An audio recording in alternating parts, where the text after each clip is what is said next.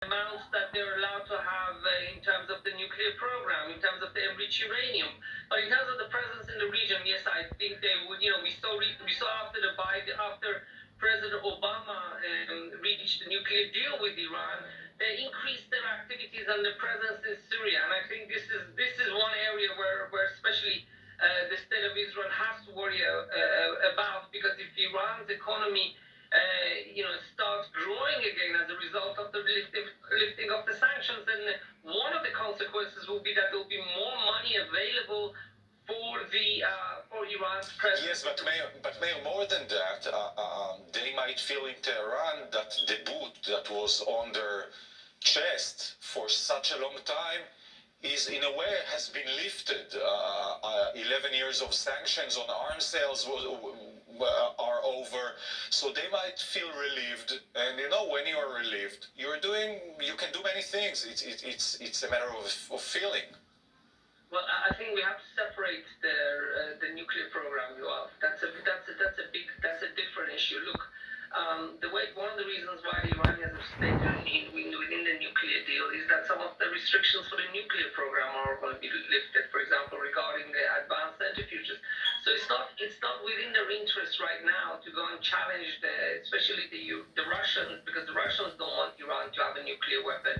And I'm not sure the Chinese do also. The Chinese are not going to give blank checks to Iran. They also have huge deals with the Persian Gulf countries and also with the state of Israel.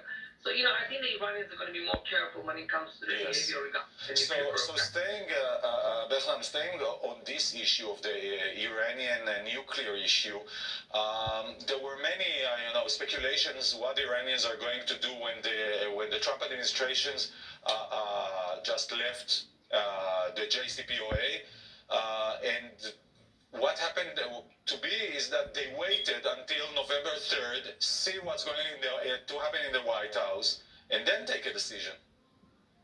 Well, Iran has actually taken a bit of a phased approach to the Trump administration's walkout and unilateral restoration of sanctions. You could say within the first year, May 8, 2018 to May 8, 2019, they believed what a lot of people in D.C. and European businessmen and politicians believed, which was essentially that the U.S. could not replicate the macroeconomic damage unilaterally in such a short time that it took about a decade multilaterally to erect and sustain. They were actually disproven. They were proven incorrect, as were those talking heads. And in 1 to 1.5 years' time, the U.S. was able to creatively remarshal those penalties. And that's why you saw, starting May 8, 2019, Iran moved from a policy of strategic patience to graduated escalation, because those sanctions had been so effective in record time that Tehran was trying to get America to swerve, to try to raise the costs of staying on the current course. And it's been a very risk-tolerant game. You saw the U.S. and Iran come to blows quite closely almost 3 or 4 times last year in 2019. And again, with the strike against Qasem Soleimani to inaugurate almost 2020 here. But again, as the U.S. moved into the electoral cycle, you saw the Iranians engaging in a bit more restraint.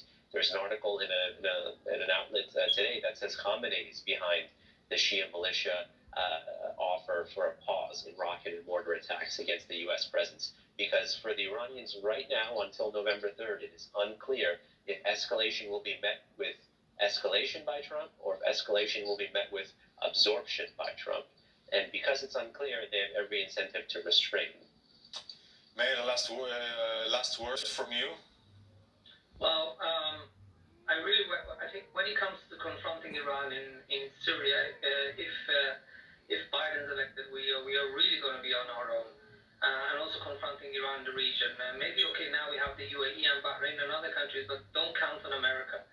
In terms of the nuclear deal, I think there we have more shared interest with Biden, and I sincerely hope to God we're not going to treat Biden like we treated Obama. I know we're going to have differences of opinion, but the way we treated Obama was shameful. I hope instead of having a confrontational approach when we differ with the Americans, this time we'll have a more cooperative and consultative approach. Yes, smart words from both of you, Mayor Javed Anfar, Bechnan Ben Taleblu. Thank you very much, gentlemen, for joining me. Thank you. Pleasure. After this short break, we'll discuss